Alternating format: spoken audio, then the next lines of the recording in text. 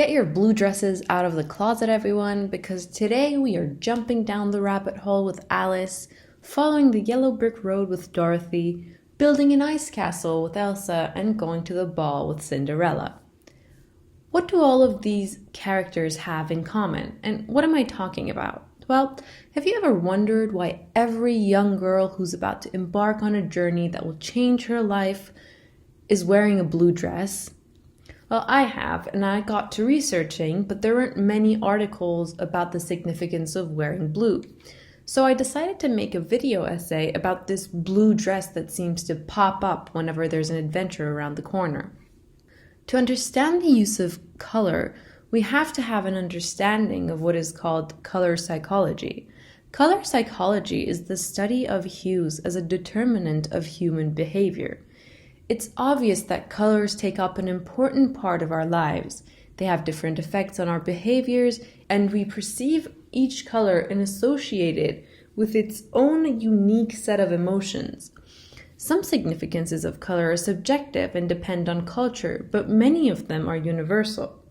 For example, warm colors like red, orange, and yellow evoke emotions like comfort, warmth, and on the other side, anger.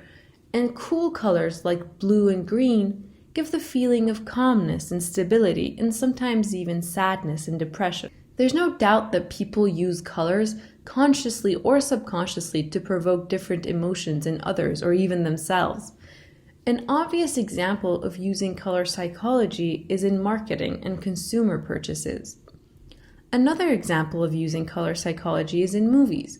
Directors or cinematographers use a set of colors that will support and amplify the feeling that they want the audience to feel. For example, using red to show anger, lust, love, and so on. But the great thing about making a movie is that you can break all these rules completely.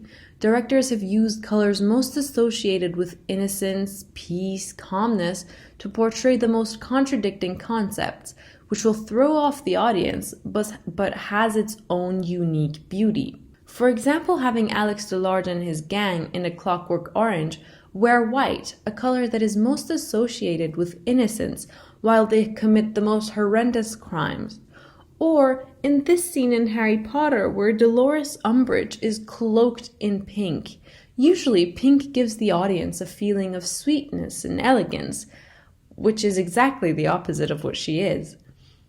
Now that we know more about the psychology of color and its use, we can go back to the use of the color blue in movies like Wizard of Oz, Alice in Wonderland, Cinderella, Beauty and the Beast, and many others, where we can see that all characters have a blue dress in common. The first and most important thing that we have to remember about the color blue is that we see it every single day of our lives. It's the color of the sky and the sea, and we never seem to get tired of it. That's because blue is one of the most calming and constant colors, and not only is it soothing to the eye, but physically it lowers your heart rate and blood pressure and gives you an overall feeling of peace and tranquility. This isn't true for any other color as much as blue, but it isn't the only reason we see so many characters wearing this color in different movies. Blue represents faith, loyalty, truth, trust, and harmony.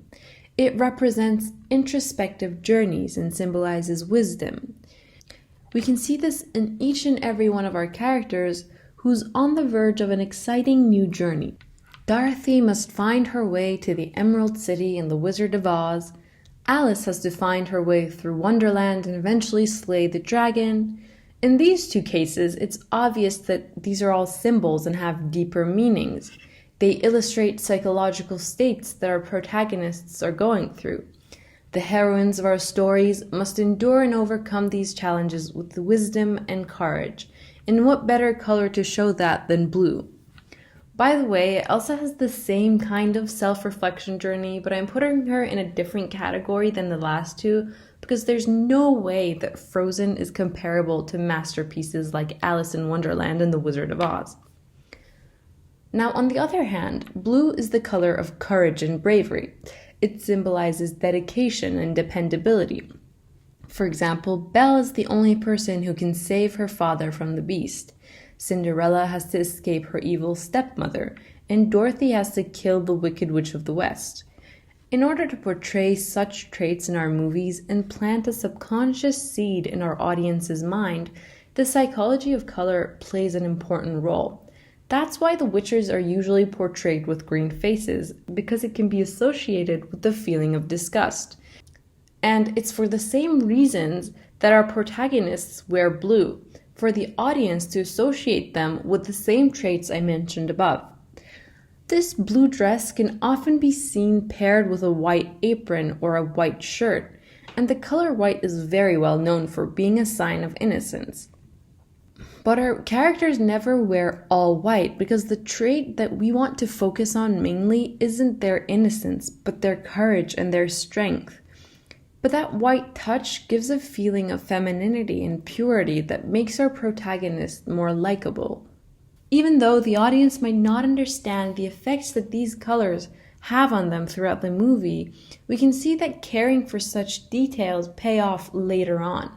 The movie can become more memorable, more rewatchable. There could be a harmony within the movie that they like a lot and they don't even know why.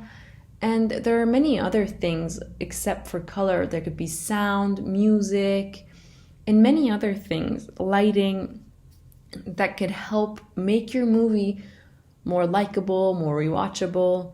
I hope this video helped you understand why color has an important role in storytelling and gripping the audience's attention.